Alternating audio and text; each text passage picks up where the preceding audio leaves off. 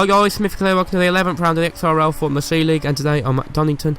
Now, last round at Monaco 3 weeks ago, because we had a winter break, I finished in 4th place, which wasn't bad. I mean, I didn't have the pace of the top 3, but I could have maybe passed GSY Davey if I never made a mistake, but, you know, ifs and buts. But anyway, hopefully I can have a good result here today. I'm prepared and ready to go for the last 4 rounds of the season after the 3-week break, which was well welcomed by me. I mean, I was losing much motivation with the game, so hopefully I can have a good result here today. But anyway, on to qualifying now.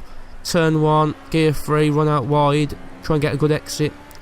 Now preparing for turns 2, through turn 2 now, then turn 3, crane the curve, and then turn 4, old hairpin, gear 5, and then turn 5, and turn 6, turn 7 now, coming up the cleats, miss the apex, run wide, poor exit, so cost me a little bit of time. Now turn 8, which is Coppice, and then preparing now down the straight, Starkey straight, for the chicane of 9 and 10.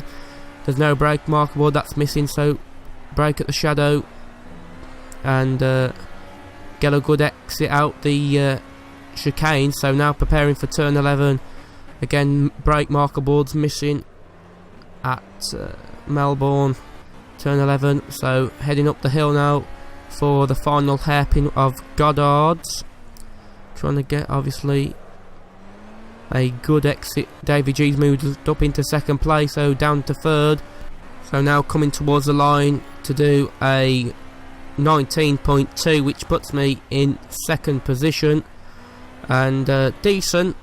And you'll see now by the qualifying, 400 covers the top 3, a 10th covers the top 4, so it was very close, very close between us.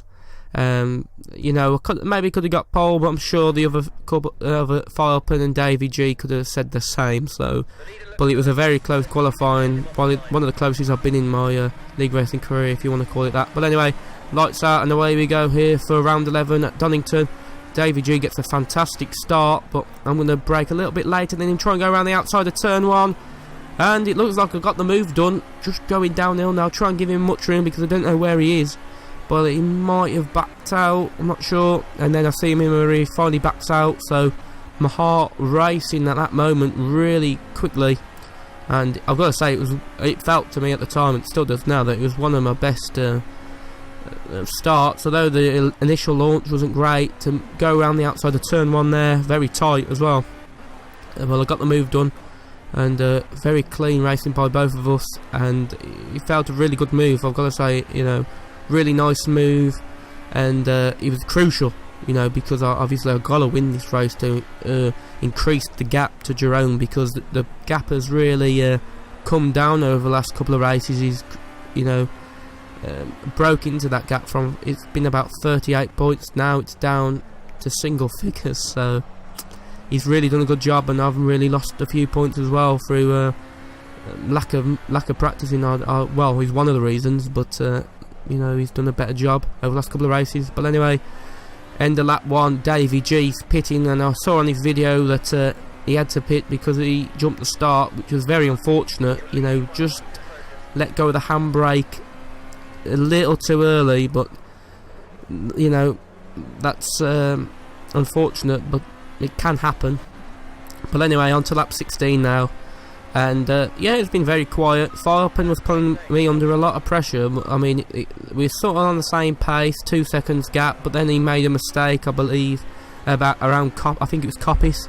So yeah, now Davy G's behind, but you'll see ahead, this is the lap car, Maxime, and I thought he'd go away and let me through, but I don't know what happened. And you know, obviously at the time, very frustrated, because I thought, you know, did a great job of leading the race, and then you'll see now, I mean, I can't even control the car's going to the right, but little bit of contact, but it was a little bit of contact, but it broke the steering, so it broke, I think, well, must have lack of aero, I guess, I don't know, but front wing, and then coming to the pits, crash, so That cost me 13-15 seconds. I don't know what happened, because you don't control yourself in the pits, so it automatically controls you, so it didn't enter the pits probably right. But anyway, that was another thing that happened, and frustrating.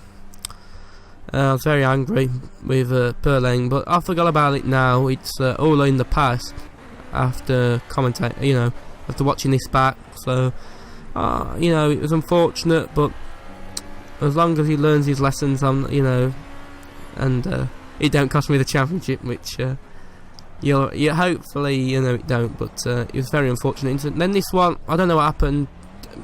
Kamikaze went a bit wide, and it didn't feel natural. Because he went into the car and he was nowhere near the car when I went past him at the hairpin. So I let him through because I didn't know it might be connection or whatever. I'm not sure, but I thought to let him through because I'm a true gentleman. So I thought let him through, and that cost me a few seconds. But anyway, I think Kamikaze then goes in the pit. Not sure if it's damage related or not, but or he had to pit anyway. But up to 6th place. So yeah, that was at least a couple more points again. But then a couple more pitted. Troiolo, I believe, and Davey G had to pit again. So moved up to 4th in the end, which not good really, considering where I was on lap 16. But I'll take it. It could have been worse. So Jerome won, which was the most typical thing. Filepen 2nd, GSY Davey 3rd. Probably could have got 3rd. If never had that. Well, if I never crashed in the pits or the incident with Kamikaze, but you never know. I mean, it's easy to say. Anyway, I hope you enjoyed it. Thanks for watching, and until next time, hopefully for a much better race at Catalonia. Goodbye.